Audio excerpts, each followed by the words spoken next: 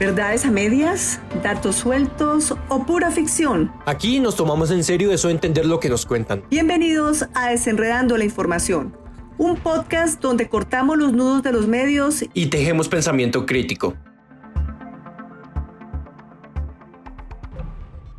Hola, soy Juan Esteban Cortés y les doy la bienvenida a este episodio de Desenredando la Información, un podcast de Educalidad donde exploramos cómo navegar el complejo mundo de la información en la era digital. Vivimos rodeados de datos, nos llegan por redes, medios, por los mensajes que vemos y escuchamos a diario, pero no todo lo que recibimos es útil ni confiable. En este episodio queremos entender qué hace que la información sea un bien público. También veremos por qué acceder a contenidos de calidad es un derecho, no un privilegio. Nos acompaña hoy Ricardo Corredor, director del Centro de Estudios en Periodismo, CEPER, de la Universidad de los Andes. Ricardo ha escrito sobre cómo la información impacta en nuestras democracias y es una voz clave a la hora de analizar los desafíos actuales de la información.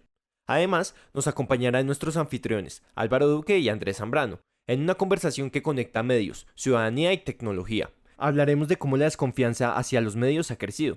Veremos de qué manera los intereses comerciales y políticos afectan lo que se publica. Y nos preguntaremos, como ya lo hace mucha gente, si realmente los medios informan o solo influyen. Esta charla no busca dar respuestas fáciles, busca abrir un espacio para comprender lo que está en juego cuando hablamos de la información. Porque desenredar lo que vemos, leemos y compartimos también es una forma de ejercer ciudadanía. Arranquemos. Conversaciones que inspiran. Experiencias que transforman. En el hilo conductor, hablamos con quienes trabajan, investigan y viven la alfabetización mediática e informacional desde diferentes perspectivas. Nos encontramos hoy con Ricardo Corredor, director del CEPER, el Centro de Estudios de Periodismo de la Universidad de los Andes, y autor del documento La información como bien público fundamental para la democracia, del proyecto Antonio Nariño. Ricardo, ¿cómo vas? Un gusto saludarlos, gracias por la invitación. Bueno, y Álvaro, con quien venimos también trabajando desde hace rato el tema. Álvaro, ¿cómo Gracias, vas? Andrés, gracias, Ricardo, por la presencia en este podcast. Y hoy vamos, como tú dices, Andrés, a desarrollar este documento a partir de unas preguntas que queríamos formularte, Ricardo, porque definitivamente en un mundo en donde todo el desorden informativo está prevaleciendo, no solamente con la desinformación, sino con otras expresiones de este tipo, el periodismo y las formas comunicacionales convencionales a veces quedan desprestigiadas. Entonces, qué bueno, a partir de ese documento, empezar a dialogar en este espacio. Entonces, digamos que podrías explicarnos un poco en la práctica por qué la información es un bien público y por qué ese es el punto de partida crucial para enfrentar la crisis que llevan viviendo el periodismo y la democracia ya desde hace unas 2-3 décadas. Claro, es que yo creo que por momentos y digamos la dinámica que fue tomando el mundo de los medios en los últimos años, en particular en la segunda mitad del siglo XX y por supuesto con toda la revolución digital, ha hecho que se nos olvide que la información es un derecho y que es un derecho porque es fundamental para el ejercicio de estar en la vida en sociedad,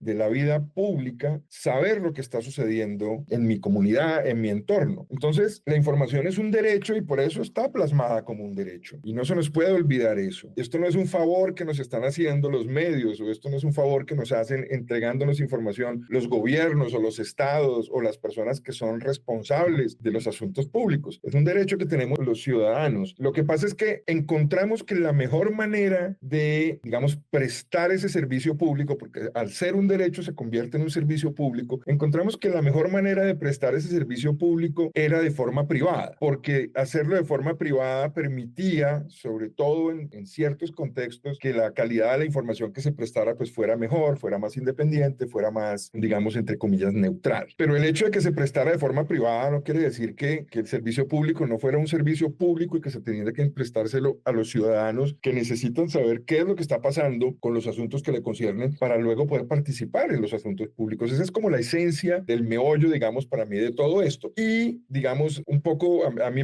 siempre me llamó mucho la atención que al tratarse de un servicio público, al tratarse de un derecho, pues las discusiones sobre lo que significa que ese servicio y que ese producto se preste con calidad, había como, me parece que hay muy poca conversación o discusión pública sobre lo que significa información de calidad, ¿no? Yo siempre digo que uno, pues yo no soy un experto en computadores, yo no soy un experto en carros, pero existe existe una suerte de consenso, por así decirlo, por lo menos uno tiene incorporado de alguna forma u otra elementos que le permiten determinar por qué un computador es de calidad y por qué un carro es de calidad, ¿no? Como que, porque rinde la gasolina, porque tiene condiciones de seguridad, el computador igual, porque es rápido, porque procesa rápido, porque la calidad de la pantalla, no sé, hay cosas, como que uno tiene una... Yo creo que si uno preguntara, si uno saliera a las calles y hiciera una encuesta y preguntara a la gente, ¿qué entiende usted por información de calidad? Creo que ese consenso no es tan sencillo. Entonces me parece que en estos momentos una parte de lo que hay que trabajar es como volver un poco a la base de qué es lo que significa información de calidad y por qué es tan importante para una sociedad democrática que la información de calidad se preste con mucha eficiencia y que sea realmente algo que le sea útil a los ciudadanos. Por eso ese era un poco el punto de partida, porque en últimas aquí lo que está en juego hoy en día no es solo una crisis de la información, no es solo una crisis de los medios, no es solo una crisis de la información, sino una crisis de la democracia. Ese contexto no lo podemos perder de vista y en ese contexto de la crisis de democracia, pues el tema de la información se vuelve central. Perfecto, teníamos aquí a partir de esa reflexión una cuestión que siempre surge. Tú dices, en algún momento no se tomó conciencia, se perdió la conciencia del valor de la información y de cuán importante es para los sistemas democráticos entendidos hoy también como espacios de deliberación pública, en donde es fundamental que los ciudadanos tengan una información que les permita deliberar, tener los elementos adecuados para participar más activamente y más adecuadamente en esa deliberación pública precisamente, en esas discusiones sobre cuestiones públicas. Pero ¿en qué momento hubo esa situación en la que empieza ese sector privado que tenía, digamos, el impulso, que estaba haciendo efectivo ese derecho a la información? ¿En qué momento empieza a desconectarse? ¿Qué es lo que sucede para que se desconectaran esos medios privados muchas veces, en ocasiones también públicos, de ser los estandartes, digamos, del derecho a la información? ¿Qué sucedió? Porque por lo menos la sociedad, en una buena mayoría, no está confiando tanto en los medios, ha empezado a perder confianza en los medios. Hay muchas razones que explican esa caída de la confianza y no es poca, ¿eh? O sea, es una caída muy, muy preocupante. Yo sí creo que hoy en día, y así lo digo yo en ese documento, digo, para mí el problema central de los medios es la pérdida de confianza. Y hay muchas razones, digamos. Una, por supuesto, es que la información es poder. Y al volverse poder, pues los actores interesados en controlarla, pues empezaron a entrar en juego y a manejarla. Y como dices tú, tanto los privados como los públicos, digamos, como los actores de los dos sectores, no solo los privados. Entonces, al ser la información poder, pues obviamente se vuelve un bien estratégico para cualquiera que tenga intereses de estar en el poder, de mantenerse en el poder, de buscar el poder. Pero lo segundo es que también ese servicio público se volvió un negocio. Y en la medida en que las democracias en el siglo XX se fueron consolidando, digamos, y que el mundo o una parte del mundo empezó, digamos, a avanzar hacia la construcción de la democracia como un modelo de organización de los estados y de la vida pública, pues esa necesidad por información también se empezó a ver que era un gran negocio y entonces alrededor de eso, pues los medios empezaron y obviamente el negocio está relacionado con el poder, pero también en la medida en que se volvió un negocio y un negocio grande y un negocio rentable y un negocio importante, pues eso también hizo que la dinámica empezara a adquirir unos ciertos rasgos, unas ciertas características. Y yo creo que un poco esas dos cosas y también una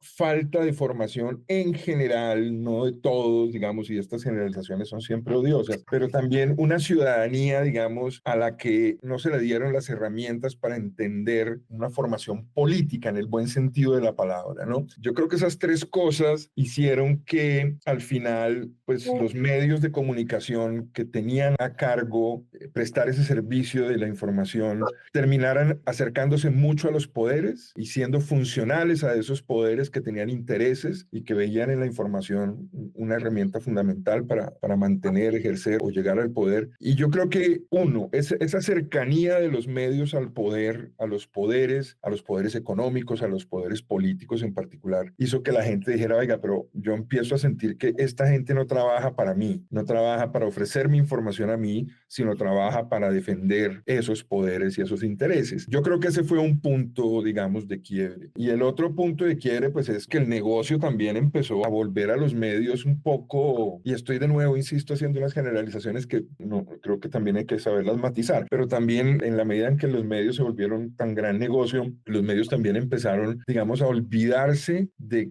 cuál era la esencia de esto, y de que la esencia de esto era darle a la ciudadanía esas herramientas que necesita para el ejercicio de su participación pública, y empezaron a preocuparse por otros temas, a hablar de otras cosas, a banalizar lo que estaba sucediendo, ¿no? Es que hay una cosa ahí también interesante, Ricardo, no sé qué opinas, estoy escuchándote, pensaba también que si bien en un momento dado se le delegó a esos medios el ejercicio del derecho a la información, que es algo pues para todas las personas, pareció habérseles entregado, tanto privados como públicos, como has dicho, hay como un despertar de conciencia de los ciudadanos, si bien, o sea, es contradictorio, porque por una parte vemos que los ciudadanos de pronto están pasivos, difundiendo noticias, digamos, que no siguen los estándares, que contribuyen al desorden informativo. Esa forma de un grupo de ciudadanos comienzan a pedir rendición de cuentas a los medios, ahí hay también un germen de toda esta cuestión que englobamos dentro de lo que llamamos alfabetización mediática e informacional, que es precisamente que también los ciudadanos comiencen a tomar posiciones críticas, a evaluar esa información que están consumiendo y en el caso de los medios se les llame a rendir cuentas. Claro, pero fíjate, es decir, yo creo que hay varias cosas. Uno, este reclamo, digamos, de más transparencia, de más responsabilidad de los medios frente a ese bien público que manejan, que es la información, empieza, digamos, cuando los medios se empiezan a volver excesivamente poderosos. Ahí, digamos, esa mirada muy crítica de los medios de comunicación, no sé, pensemos como en Chomsky, por decirlo de alguna forma, como uno de esos estandartes de esa mirada crítica, era como, oiga, esta gente está informando, pero está informando a partir de unos intereses muy sesgados, esta gente no está hablando con total transparencia. Eso empieza desde mucho antes, eso empieza desde los años 60, 70, sobre todo con esos estudios y esas miradas críticas en el mundo de la comunicación y la información. Pero hay que decir que realmente el punto, digamos, en donde el quiebre se hace muy claro es con la entrada de Internet. Es realmente Internet, la masificación de Internet a mediados de los años 90, en el 95 en particular, pero sobre todo en los 2000, cuando eso empieza a crecer de una manera tan grande que ese monopolio, digamos, o uno podría decir ese control que tenían los medios, ellos manejaban una, como dicen en inglés, ¿no? Como un gatekeeper, ¿cierto? Es decir, ellos tenían un control sobre la información, ellos eran los que manejaban la información y pues Internet sí quiebra ese monopolio. Pero yo creo que, por supuesto que Internet es muy importante, pero la situación ya venía desde antes, muy fuerte. Y esa llegada de Internet lo que hace es que le permite a los ciudadanos pues empezar a decir, yo puedo tanto yo ofrecer información de lo que yo estoy viendo, pero también me permite que otras miradas que antes no tenían acceso puedan aparecer y surgir. Y ahí pues eso terminó de ser para mí la tormenta perfecta que hizo que los medios pues se terminaran de perder como esa confianza y la gente empezó a decir, pues era verdad, realmente esta gente estaba hablando pues desde un lugar, desde un interés, desde unos sesgos y Internet me está permitiendo ver que hay otras miradas, que hay otras perspectivas. Sí, Ricardo, tú decías que la información es un negocio, pues, o por lo menos en su momento, cuando se vuelve un negocio, la cosa se empieza a complicar, pero es que además, con la llegada de Internet, cambió el modelo de negocio para los medios de comunicación y tú lo mencionas en el documento, en donde pasa un poco de vivir de los anuncios a empezar a vivir de las audiencias. Así es. Eso por un lado. Y por el otro, está también cambiando el concepto de qué es un medio de comunicación. Pues cualquier influencer hoy puede tener en algunos momentos mayor alcance que un noticiero en un horario prime. Claro. Inclusive la Comisión Nacional de Regulación entiendo que está empezando a discutir el concepto precisamente porque por lo menos para los medios de comunicación existen algún tipo de normas que de alguna manera permiten ciertos esquemas de autorregulación o de regulación que no existe para los nuevos actores. Claro, ese es uno de los desafíos más grandes porque la llegada de Internet hizo, por un lado, yo sí creo, hay un aspecto de democratización, de acceso a la información y de producir información. Obviamente eso también tiene una contracara, por supuesto, pero pues yo sí creo que es innegable indudable que hay una democratización, digamos, con Internet. Pero al mismo tiempo, digamos, hace que entren nuevos actores y que entren nuevos actores en un mundo nuevo y sigue siendo nuevo. Es decir, es que no se nos puede olvidar que estamos hablando de que esto tiene 30 años. Internet, digamos, como fenómeno masivo, y si uno piensa en redes sociales o en eso que en ese momento se llamaba la web 2.0, estamos hablando de 20 años, digamos, ¿no? Facebook, esas cosas son de 2005, 2006, 2007, por ahí. Y claro,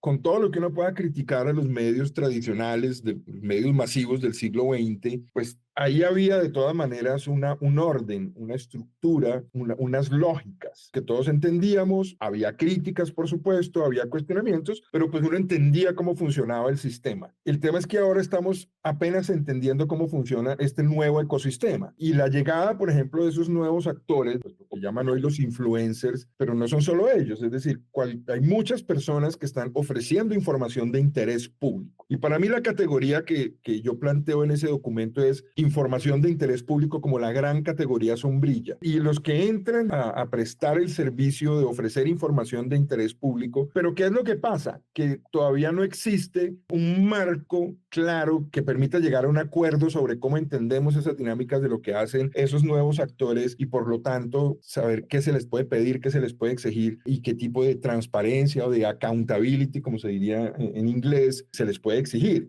Y esa conversación es la que no se está teniendo.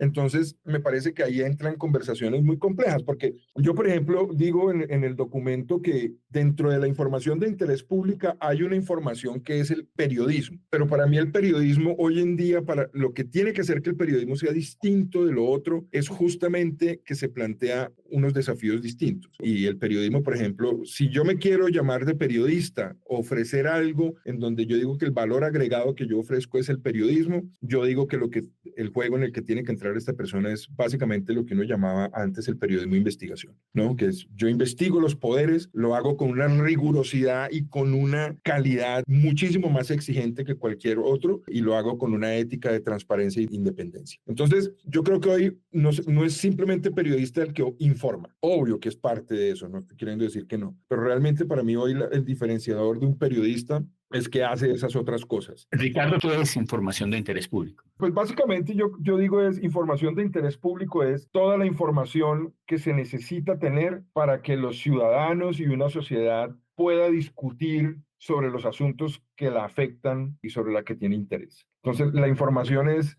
lo que permite que todos sepamos qué está pasando sobre eso, y con la base de saber qué está pasando, pues yo empiezo a participar, a involucrarme y a decidir qué posición tomo. Entonces, por eso es que creo que es tan fundamental hoy en día, porque si estamos hablando hoy tantos temas que tenemos sobre cambio climático, tantos problemas que tenemos, la corrupción, la transición energética, la democracia, el capitalismo, es decir, hay unas preguntas muy gruesas en este momento, y si no tenemos información pública de calidad sobre esos temas, pues estamos fritos. Siempre hemos sabido, y todos los que hemos estado metidos en esto, y como ustedes que han ejercido el periodismo, digamos, y que han estado ejerciendo el periodismo, uno sabe que la información, digamos, que esa idea de tener información total, completa, absoluta y totalmente objetiva o neutral, que eso nunca fue cierto. Eso era una utopía en el buen sentido de la palabra, pero que realmente el valor ahí, y que sigue siendo un valor hoy, que hay que insistir en ese valor, es el de la transparencia. Es decir, lo que yo aspiro de alguien que esté metido en esto de ofrecer información de interés público, que esté metido en esto de ser periodista y ejercer el oficio del periodismo, es que sean transparentes en el sentido de decirme desde dónde me hablan, por qué me hablan, qué intereses tienen, y que sean lo más transparente posibles conmigo en términos de sus procesos y de su apuesta de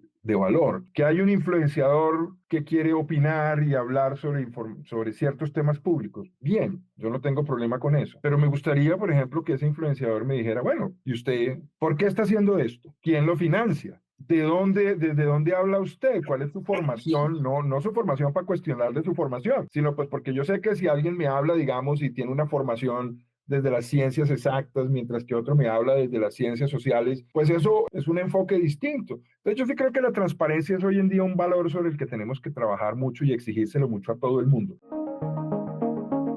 Estás escuchando Desenredando la información, el podcast de Educalidad, dedicado a la alfabetización mediática para entender mejor el mundo digital y actuar con criterio y responsabilidad. Ricardo, y en todo este panorama, ¿qué papel juega la alfabetización mediática e informacional? Para mí eso es fundamental y central, y por eso es que haya podcasts como este y organizaciones en las que ustedes trabajan y gente como ustedes es tan importante, porque justamente, digamos, a mí, digamos, la palabra alfabetización siempre me pareció un poco odiosa, y en general yo sentí, para este documento, digamos que hablé con muchos medios, muchas cosas, y me parece que no es una palabra que gusta tanto en el mundo de los periodistas y de los medios, porque suena un poquito como, yo te voy a enseñar a leer y escribir, ¿no? Yo sé que no es eso, pero suena así. Pero digamos, yo sí creo que es fundamental que existan proyectos, iniciativas desde todos lados que le ofrezcan herramientas a la ciudadanía para entender este nuevo ecosistema, ¿no? ¿Qué es lo que está pasando? ¿Cuáles son las fuerzas y las dinámicas que están en juego? Tiene que saber qué es lo que está en juego detrás de todo lo de inteligencia artificial. Si no entendemos lo que está en juego allí, si no entendemos cómo son esas dinámicas de poder, si no entendemos como toda la concentración del poder que hay alrededor de eso, pues eso no me va a permitir entender bien qué está pasando. Entonces yo sí creo que hoy en día esa educación mediática, la alfabetización mediática es fundamental, porque es darle herramientas a los ciudadanos para que sean capaces de entender lo que está sucediendo y para que por lo tanto sean capaces de exigir que ese producto que se le está ofreciendo sea de la mejor calidad posible. Yo creo que hay iniciativas en Colombia, ha habido iniciativas en Colombia desde hace muchos años, sigue habiéndolas, pero yo creo que hay que extenderlas, ampliarlas, fortalecerlas, sobre todo hoy con ese universo digital. Hoy los jóvenes están teniendo un acceso a las herramientas digitales y me parece que hay que ofrecerles, en particular a ellos, pero no solo a ellos, unas herramientas conceptuales y prácticas para que sepan qué es lo que está en juego allí. En esa línea de ir empoderando a los que consumen información, que ahora ya no son solo consumidores, sino también son productores de información. En el documento, Ricardo, tú hablas de la necesidad de ir creando ligas de consumidores o veedurías de medios en Colombia. ¿En qué consiste esta idea? El documento no es que diga hay que crearlas, sino que constata que no hay, o hay muy pocas. Y de nuevo, y a mí me llama la atención porque uno sabe que hay ligas de consumidores alrededor de ciertos productos. Y a mí me parece que tiene mucho sentido que si yo soy un consumidor de un producto, que yo pueda tener algún tipo de herramienta que me permita exigir calidad sobre ese producto que yo recibo. Los alimentos me parece que es un buen ejemplo. Y si yo estoy comiendo cosas, pues yo sí quisiera saber que lo que estoy comiendo es saludable, cómo se produce, ¿no? Por supuesto, uno espera que ahí el Estado juegue un papel muy importante, el Estado como gran regulador y como garante de esos derechos, pues que el Estado tenga, pues cumpla esa función, y por eso está el INVIMA o qué sé yo, y esas otras instancias, pues que me dicen, este producto es sano, usted no se está comiendo algo que le va a hacer daño, qué sé yo. Pero me parece que eso que uno ve en otras cosas, ¿no? Como las asociaciones de consumidores, no, eso no existió mucho o muy poco con respecto a los medios de comunicación. Hay cosas, por supuesto, también no quiero decir que no haya nada. Ciertas organizaciones se empezaron a involucrar, pero a mí se me parece que hoy en día sería muy interesante que los ciudadanos, que tuviéramos una conversación de todos los grandes actores de este nuevo ecosistema mediático y que nos empezáramos a hacer preguntas como, bueno, ¿qué responsabilidades tienen ustedes a la hora de prestar la información? ¿No? ¿A qué se comprometen? Y que los compromisos que hagan luego puedan ser fiscalizados en el buen sentido de la palabra por la ciudadanía. Digo, usted se comprometió a que me ofrecía información siempre con diversas fuentes y luego veo que usted no cumplió esa promesa y que yo pueda ser capaz de decirle a una empresa, una organización o una persona que está prestando el servicio el estándar de calidad que usted se comprometió a hacer no lo está cumpliendo. Yo sí creo, lo que pasa es que obviamente sobre todo en este contexto de polarización tan difícil y tan complejo, me parece, digamos, que plantearle una idea de una veeduría, por ejemplo, o algo así, me parece que puede empezar a sonar un poco extraño o puede ser malinterpretado. Pero de lo que estoy hablando sí es de eso, es decir, ¿por qué los ciudadanos no pueden llegar y reunirse y hablar con los influenciadores y decirles, oiga, ¿cuál es su compromiso? ¿A qué se compromete? Haga unos compromisos públicos, ¿no? En función de una conversación que tengamos. Por ejemplo, usted no debe decir información falsa. Por más derecho a la libertad de expresión y por más derecho de libertad de prensa que exista, no le permite a usted decir mentiras o difamar o qué sé yo. Entonces, no sé, esa es una cosa como tan elemental y tan básica. Lo que sucede hoy en día es que no hay mecanismos. Cuando alguien no cumple con esa promesa, no hay ningún mecanismo que nos permita a nosotros reclamar. Entonces la gente dice mentiras abiertamente, ¿no? Desde los políticos para abajo, y no hay ninguna consecuencia. Y la única manera que yo creo que esto tenga una consecuencia es en la medida en que la ciudadanía se organice y empiece a exigir esto con mucha fuerza. Aquí hay dos palabras que ya Andrés mencionó en algún momento: regulación y autorregulación. Y yo creo que hay que abordarlas las dos. Pero yo no le tengo miedo. A mí sí me parece que puede haber algunos elementos de regulación, siempre y cuando esa regulación se haga en una discusión muy plural, muy democrática, y siempre teniendo como norte el derecho a la información como un derecho fundamental. Pero para mí realmente, y el documento de la información como bien público sobre el que estamos hablando y que yo escribí para el proyecto Antonio Nariño, surge de una necesidad de pensar acciones de autorregulación. Yo creo que la autorregulación sigue siendo en este momento lo mejor que podemos hacer, pero para que haya autorregulación se requiere que la ciudadanía le exija a los actores que están involucrados que se autorregulen. Y que confíe, que es precisamente lo que terminan haciendo, que no están confiando, ¿no? Pero claro, esa pérdida de confianza que se mejora si se amplía la autorregulación. En este panorama caótico, hace 2 años, aunque venía ya desde antes, pero hace 2 años, entra a jugar otro nuevo actor que es la inteligencia artificial. Y en esa discusión, inclusive los medios ahora están muy preocupados porque así antes los grandes portales de Internet jalonaban, digamos, audiencia hacia los medios. Hoy con los famosos resúmenes que nos están saliendo a todos cuando uno hace una búsqueda, pues ya no están llevando a la gente a los medios de comunicación, y en los medios de comunicación hay una preocupación grande. Y en este sentido quería citar un poco una respuesta que dio Katie Drummond, directora de la revista Wired, al País, y decía: y ahora que la capacidad de esas plataformas para llevar audiencias a los medios prácticamente ha desaparecido, dependemos únicamente de la excelencia de los periodistas contando sus historias. Esta es una oportunidad para recuperar una relación directa con nuestras audiencias sin que esté mediada por Facebook y Google. ¿Qué piensas de eso? Yo pienso que la inteligencia artificial es, dentro de la revolución digital, pues creo que ha habido varias, digamos, pequeñas revoluciones. Creo que la aparición de Google en el 98 fue, dentro de las revoluciones digitales, una, ¿no? Pues primero hubo la revolución de los computadores personales, qué sé yo, bla, bla, pero la aparición de Google, digamos, y el cambio, porque pues mucha gente que está quizás oyendo en este podcast es joven y no sabía cómo funcionaba eso. A nosotros, los que estamos aquí, sí creo que a todos nos tocó. Antes de Google había eso se llamaban indexadores, y esa era una lógica muy distinta. Google cambia completamente la manera como uno podía buscar en la red y acceder a la información y procesar, cómo se procesaba y cómo se jerarquizaba. Google, digamos, y todo lo que sucedió en ese momento fue un gran cambio y un gran impacto. Yo creo que el siguiente gran cambio y el gran impacto es inteligencia artificial. Digo, ha habido muchas otras cosas ahí en el medio, por supuesto, pero pensando así como en grandes hitos, yo sí creo que lo que está pasando hoy en este momento es tremendo. Es, sobre todo, avanza a una velocidad muy, muy, muy difícil de acompañar. Que el hecho de que ChatGPT haya podido llegar a 100 millones de usuarios en 2 meses es una locura, y la manera como la inversión que se está haciendo detrás de eso, y cómo eso viene acompañado además de toda esta cosa de los computadores cuánticos y esa capacidad de procesar información cada vez más rápida y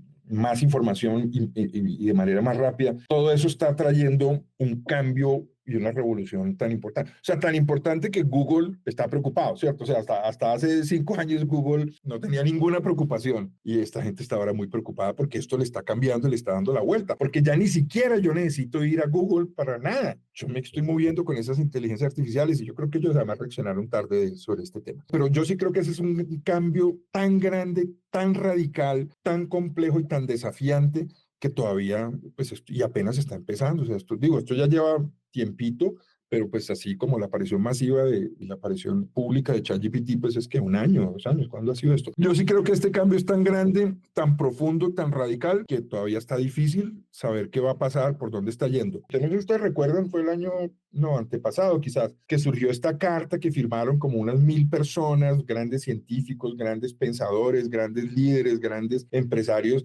diciéndole a los que estaban desarrollando inteligencia artificial: paren. ¿Se acuerdan que era una carta que les dijo: sí, paren por 6 meses, por favor, mientras entendemos qué está pasando? Pues no, eso no pasó. No pararon, y todo lo contrario, empujaron, metían el pie en el acelerador, y estamos andando a 500 kilómetros por hora. Todos los que estamos aquí metidos, y la alfabetización mediática hoy en día tiene que pasar por hacernos entender y en la medida en que podamos y de la mejor manera posible, esto nuevo, qué alteraciones está teniendo, qué implicaciones está teniendo y que la gente entienda cuando está usando ChatGPT, cuando está usando cualquiera de esas otras herramientas, lo que está en juego. Y yo creo que es muy importante en la línea, en lo que estás diciendo, Ricardo, dotar de criterio que requiere cada uno de los ciudadanos hoy en día, no solamente para distinguir información, por ejemplo, de interés general, de información de interés público, que es el núcleo, la PEPA de ese documento, sino también para que esté en capacidad de dar respuesta cada vez que, como dice el graffiti, nos cambian las preguntas, porque cada vez teníamos unas respuestas, empezábamos a vislumbrar algo sobre cómo funcionaba Internet, como tú decías, algo y de pronto llegaron las redes, el Internet 2.0, y luego apareció el metaverso, y ahí más o menos dijimos algo, y luego aparece todo esto que acabas de describir muy bien, que es la inteligencia artificial. Una pregunta adicional que tenemos es si hay que resumir